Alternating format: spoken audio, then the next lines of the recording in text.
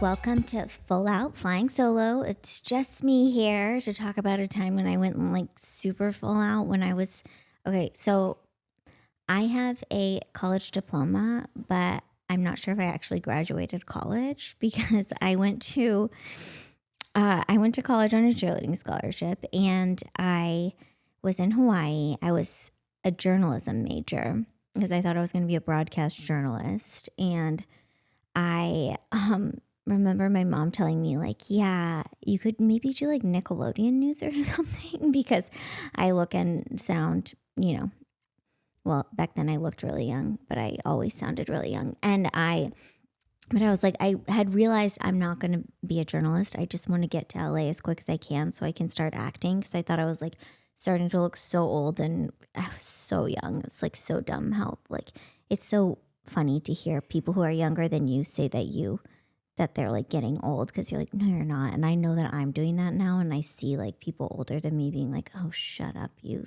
dumb idiot. Okay, what am I talking about? All right. Have I gone off the rails? Maybe. Anyways, I'm getting older. Okay, let's move on. So I was in college and I was a journalism major at this school my school is pretty small because it was mainly like cheerleaders and everybody kind of came for like a year to do school in Hawaii and then they'd leave. So it was a lot of transfer students. But the journalism department, who was the graduating seniors, there were 8 of us. And I was cheering the whole time I was in college. So like my college consisted of me studying at the beach. Like all my books had sand in them. Like I just was, I wasn't really there for college. I was there to like cheer. And then at this point I was super into acting and I was spending all my time at this acting studio because I had decided like I'm moving to LA to act, and this acting studio in the back room of a hair salon. I basically lived there. But I had this journalism. I decided I was going to graduate a semester early, which meant I would leave college in December. But the thesis class for journalism was only offered in the spring. And I was like, well, I need to take that class in the fall because I want to get out of here. And I went and I convinced the head of the journalism department. He was like this older man who like had hearing aids, but I think he was always just listening to baseball games in his hearing aids. Like I was pretty sure I could hear like baseball scores coming out of his hearing aids. So like he wasn't totally committed either to this job. So I was like, listen, and this is like before classes were online, like all this stuff. It wasn't like very common to have an online class. Maybe you had one at this point, but it was like rare. And I was like, I need to take this thesis class with you online because I need to leave and it's not offered this semester. And he was like, he agreed. Like I convinced him to let me do that. And he's like, okay, you have to write 3 papers, 3 articles for the newspaper, and then a thesis paper. And that was the class. And I was the only journalism major who was not on the school staff the newspaper staff for the school. It was called the Kalama Lama. I was the only one out of all 8 of us because I was like, I have cheer practice. I'm here to cheer. I'm not here to be writing news articles. I was also like, if I'm doing news, I need to be on TV, not in print. So I was like, this is not for me. So I was like, okay, great. I'll do these articles. So the first article, I remember I interviewed my cheer coach and he let me make up quotes for him because he was like, I don't have time for this article. You can just like make up whatever you want to say. So I just made up quotes for him. And then the second one, I remember I sat on my balcony and I observed birds and wrote an article about birds. And I don't even know how that passed. And then the third one, I didn't have time to write the third one because I do think I still was going to practice or something. I don't know. I had something and I was like, I'm stressed out. I don't have time to write this. So I was like, I got a genius idea. I was like, okay, I know what I'm going to do. I'm going to attach a blank document to my email that I sent him. and I'm going to blame it on a computer error. And then by the time he reaches out to me and is like, I got your blank document, something's wrong, I'll be like, oh my gosh, I'm so sorry. And I give myself like an extension basically because I, trick him. And so I do that. I attach a blank document. And the next day I get a grade for my blank document. I got a C+ on my blank document. And I was like, okay, this guy is clearly not reading my papers or anything that I'm doing. So it's like fine. And then I had to write this thesis paper. I think it was like a 20-page thesis paper or something. And I was moving to LA. So I was like packing everything up and whatever. And I was like, gonna write it. And then I got busier and busier. And then I was like, well, I already got a C on that other thing. Why would I write a 20-page thesis? So I just attached a blank document and I moved to Los Angeles. And I actually went home to Texas for a second, got all my stuff in Texas. And then this is crazy because my stepdad was going to drive me from Texas to LA in a U-Haul full of all my childhood furniture.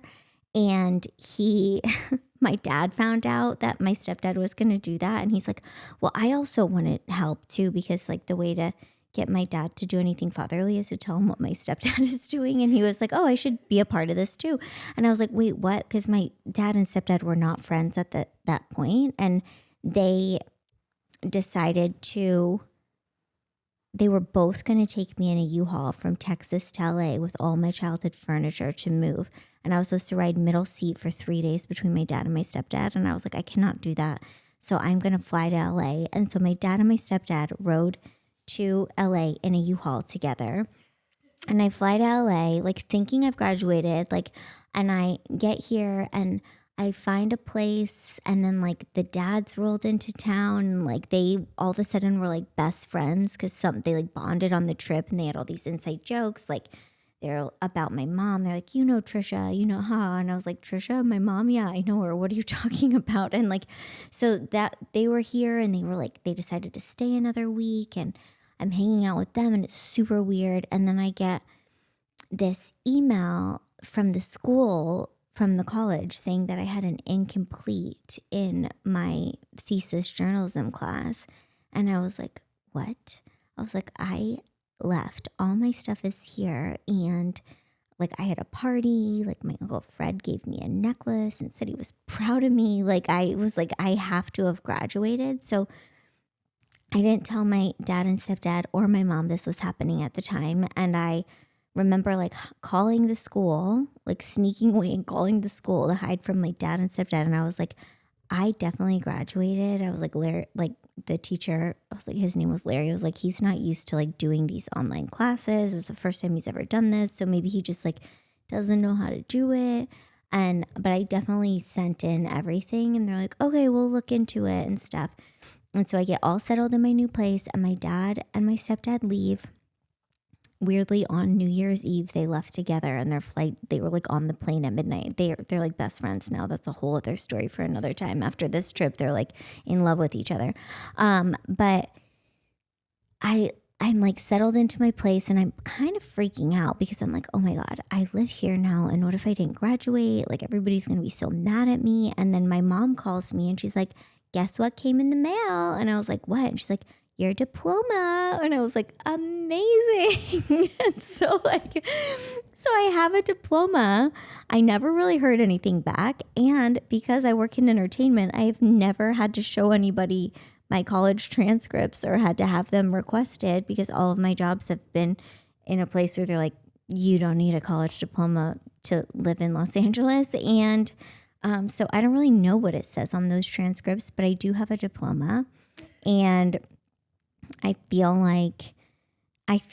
like, yes, I lied and I cheated, but my teacher did too. So I feel completely justified in this because he wasn't going to read whatever I wrote anyways.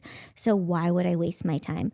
And I do feel like, how many teachers are actually reading everything their students write, right? So if you want to try this out, it might actually work for you, and your teacher might be relieved to not have to read another paper. So, all right. So if you want to hire me for anything that requires a college degree, I'll send you my diploma, maybe not my transcripts. Okay, we're going to read some full out stories. Here's Molly to read some stories with us. Hello. Hi. Okay, what do we got? People wrote in. Thanks for sending us stories. These are so fun. Yes. Please keep sending them. Keep sending them. Makes my job more fun getting to read your stories in the DMs. Okay, so first from Nick. I had some full out bad luck last month. I bought a brand new car and parked it outside of the nightclub I work at. Within 10 minutes of being at work, the bouncer came to find me and tell me that someone threw a bag of trash out the window and onto my brand new car. The bag of trash exploded everywhere. There was a receipt in the bag of trash with the name of the person on it. Yes. So I went to buzz the name at the apartment where the trash came out of and told her she had 2 hours to get me $200 to clean the car. And she did. Nice. That's satisfying. Oh my gosh, they literally threw the receipts out the window. Yes, they did. Not like, very good. Lesson. Like, if you're going to do shitty stuff, make sure your receipts are not in there. Yeah. Wow, I love that there was a receipt. That must have been so validating to find that receipt. Yeah. The pressure of having a new car is so much. I got...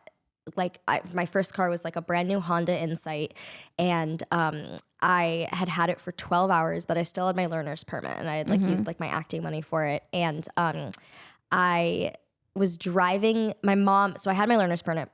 My mom, my cousin, and I were driving in the Hollywood Hills. I'd never driven in hills before too, so I didn't know how to drive in hills. And I hit a trash can and I knocked off my right passenger mirror off of my brand new car that I'd had for 12 hours. Oh my gosh. Yeah. I've done that with every single brand new car I've had. Okay, great. Okay, that makes me feel like better. we've talked about my driving skills on here. I feel like I can't get used to the new size of the car unless I've crashed it into something. It's like my way of being I knocked off my mirror backing out in the gate. I hit the gate and knocked off the mirror of this last car, maybe 2 days after I got it. My other car, I literally drove into our front porch steps and scraped up the whole side one day into having it. So I feel like it's part of the process. Especially living here, your car is gonna get. Oh my God! One time, my grandfather lived in Stillwell, Oklahoma, but then he worked in oil and traveled and lived all overseas everywhere. But my grandparents decided to move back to Oklahoma when they retired to this tiny town. And he was a very rule following person. I don't think he ever got a speeding ticket or a parking ticket or anything. And I remember we were there for Christmas and all my cousins were with us and we went to this mall, this big mall. It was we drove to somewhere that had a mall. And he parked and he scraped somebody's car when he parked his car. And we were all like, Grandpa, you have to leave a note, and say I'm sorry you scraped your car. Here's my info. And he's like, no, I don't. He's like, that's what you get for parking in a parking lot. And we were all like, oh my God. We were like, oh, okay. It was so out of character. But we always laugh about that every time we park in a parking lot. Oh my gosh. Oh my gosh. Okay. The next one is from Kelly. So, hey, full out team. I'm a special education teacher and the kids I teach always go full out. During my first grade class last week, we read the book Chicka Chicka Boom Boom, for the next hour, the 4 kids decided to exclusively say Chicka Chicka Boom Boom over and over and over again. Very full out of them. Oh my gosh, Chicka Chicka Boom Boom. That's I just get what it. you say the rest of this podcast. I'll read the next story. Just oh my saying gosh, that. I get it. Traumatized I feel Kelly. the amount of kid things that I've had stuck in my head are I was always I'm never going to let my kids listen to kid music. I'm like, what do you think I blast all the time in my car? Kid music. Because it's the only thing that gets them to stop crying when they're babies or this Rafi baby beluga thing. I'm like, I hate this stuff. It's going to make me lose my mind, but it's better than a crying baby, Yeah, when I was nannying for a while, I really couldn't stand kid music, and so I took a good couple of hours one night filtering through a ton of like kid-friendly good songs, and I like curated this like very special kid playlist that's not for kids. And it was fantastic. And then like the parents were like, oh wow, like our kids are humming some cool songs. Like, thanks. And I was like, yeah, that worked. Oh my gosh, can you share it with me and all of our followers? Yeah, it was because I great. feel like we need it. I'm really bad at music stuff. I wish I was better, but I'm just like don't know a ton of music. I know every word to every country song. Sadly, it's like in my bones somewhere, and I don't even listen to them anymore. But like if you play a country song, I somehow like all the file folders in my head open up. Yeah. Okay, last one. Mark. Hey, I was on the freeway headed to lunch and I rear-ended someone. Then exactly 2 weeks later, I rear-ended someone else in the rental car. After that, I took the bus for a while. Oh my gosh. Oh my gosh. No way. Yeah. That sucks. Yeah. Same, like we're in the rental car. I've always wondered like what happens when you crash a rental car. It's scary to have a rental car. It freaks me out. I feel like I I get really ran stressed. out of gas in a rental car when I came to visit LA when I was moving here. And the rental car, it was my first time getting a rental car. I was like 20 and I felt so grown up. I came out here. They gave me a PT Cruiser. And do you remember that car? It looked like a hearse. That's what I feel like they don't have it anymore. That's what Michael Scott had in The Office. Yeah. Yes. And I was like, I can't drive this PT Cruiser. And they're like, do you want a minivan? I was like, oh, drive the PT Cruiser. So then I was going to LAX. I was leaving and I ran out of gas on the 405 in the PT Cruiser when I was 20 years old. And I was freaking out. And my mom was like, call the police. So I did. And nobody answered because if you call the cops in LA, you will not get anybody on the phone. And then I called the non-emergency line. They didn't answer. And then I think a cop driving by saw and just like got like, I don't know, a tow truck took me. I missed my flight because I ran out of gas. It was like so scary to be on the 405. Like there's no real shoulder right there. I was like, oh my God. But I'm okay, and I ended up moving here anyways. So and now you're just crashing all your carts. No. yeah. But yeah, that's it. Cool. Thanks, guys. Thanks for writing in. Keep sending us your stories. You can DM us. You can, voice memo us, anything. Talk to you later. Bye.